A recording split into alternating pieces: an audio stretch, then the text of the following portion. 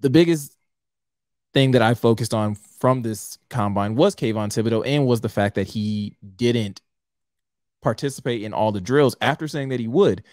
And I find that really interesting because we all know that that was the biggest knock on him coming into the combine. Was there was already a lot of talk about, well, Kayvon Thibodeaux doesn't love football. He's not out here to compete. He's more focused on his brand and X, Y, and Z.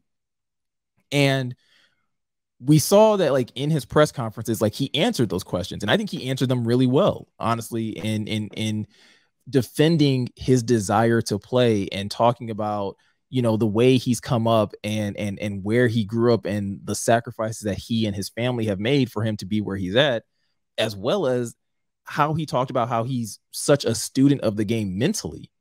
So you don't do those things, in my opinion, if you're not invested.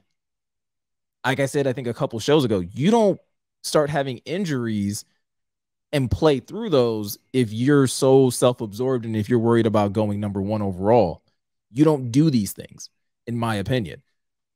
So in looking at how this unfolded, like, I deep dived into this because I think a lot of people just took it as, well, this is just evidence that he doesn't want to compete. And that feels lazy to me, in my opinion. Like, it feels like you're just taking the easiest bit of bait to latch onto because it's a narrative that's already out there. So yes, this doesn't help dismiss that narrative, but I think the thing that is kind of missed in this culture is a little bit of critical thinking. Like, if you do a little bit of critical thinking, I think you could get to something that's a little interesting. In what I think is, I personally believe, obviously I'm not an insider, I don't have sources, but it's just analyzing the situation. I believe Kayvon Thibodeaux was told that he had done enough, that his agents had reached out to him after he ran his 40s. Because if you actually go back and watch the combine. Wait, what? If you go back and watch the combine after he runs his 40, I think it's the person that ran after him or something, like after they finished the 40s, you can see Kayvon Thibodeaux sitting on the ground on the phone, which is something that's very normal for a lot of players, is that they get on the phone with their agents or their trainers or whatever to get advice on the rest of the day, on like how they should, whatever, like giving them advice on drills or what they may be hearing from teams, whatever it may be. So he's already on the ground on the phone.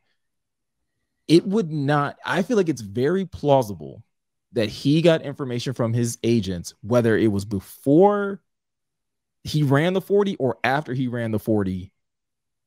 There is a team that will take you, and they don't need to see anything else from you today until your pro day.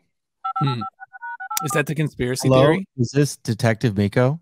Or so now that's part of it, right? Like, I believe that he was told that, like, hey, somebody will take you, which I could see, right? I mean, but the problem with that is, or so the problem with that theory is, well, how do you guarantee that? Well, the only way you guarantee that, the only way by not getting injured. Well, the only way you can guarantee, the only type of team that can make that type of guarantee, in my opinion, is a team in the top 3. Because there's so many different things that can happen, like we saw last year with Micah Parsons and the Lions, right? Like, the Lions told Micah Parsons, like, hey, we're going to take you at 8 or 7, I think it was. But they didn't expect Penei Sewell to drop. And when Penei Sewell dropped, plans changed. Later. So for Kayvon Thibodeaux to skip out on drills, he has to be very sure that, like, if I'm going to skip out on drills because there's this narrative out here that I don't like to compete, so I need to go out here and compete. But if somebody says, no, we believe you. We believe that you're a competitor. We've done our research, and we know that you're the type of player that'll go out there and lay it all on the line. So what we would rather do is, we have a couple question marks that we want checked off. We want to see how strong you are. So go out here and bench press. And we just want to make sure that the speed we're seeing on tape matches, or what you can do on the 40 matches what we see on tape. Okay. Go out there and do those 2 things. If you do those 2 things and they are excellent, we don't need to see anything else from you today. We will see you at your pro day, and you can do all the other drills. Check these 2 boxes and we're good. Right. Because then, like, so, but like I said, so far I'm on board. So the only teams that can do this, though, when I made him tell me, in my opinion, the only teams that can do this, though, are teams in the top 3. Like, it becomes a why very else? small, Why else would he leave? Like all of a sudden he was supposed to do everything and just bounce. It's like, yo, do this and this, and like don't get hurt, and you can get out. Like we don't like. Who cares? Yeah, we don't want to risk And you. so can I say my part or you? Well, yeah, one sec. All Okay, right, so, good. Sorry. Let me know. So the reason I think it has to be a top 3 team is because if you're Kayvon Thibodeaux, that is a goal. Like you're trying to go high. You don't want to risk falling, right? Because if you don't perform, like he's already dropped out of the top 5 in certain people's mock drafts. You're fighting a narrative. Yeah. Right. So you can't risk that fall. So you would have to be, in my opinion, secured a top 3 drafts pick. And that basically leaves you with who's at the top of the draft. Who's at the top, John? The Lions. Who's at the top? And the Texans.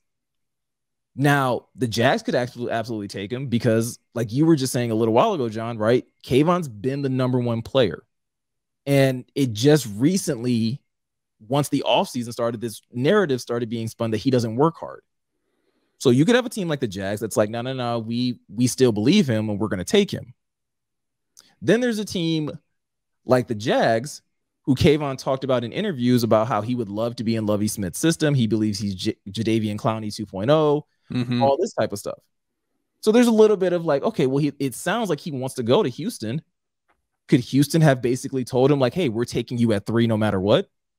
Because our sources tell us that this player, obviously this was before we found out about Cam Robinson being tagged, but our sources tell us that Evan Neal's going to go 1 and that the Lions are going to take Aiden Hutchinson. So we're going to take you at 3 no matter what.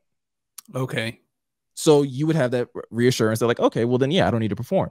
But the better security would be knowing that you're going at 2. And the one team that can do that is the team that probably has the most information on Kayvon Thibodeaux. Which for sure is the Lions. Brad and Holmes. The Lions could give an F what other people think. So yeah, get out of there. Call it a day, bud. Because we're going to take you. We know we like. You think DC or Red Holmes are like, yeah, just do. Yeah, okay, he's good. Yeah, just hit the showers. So like, why do we don't need to see anymore? And I know some people are going to be like, that doesn't make sense because Dan Campbell talks about competition and this, that, and the other.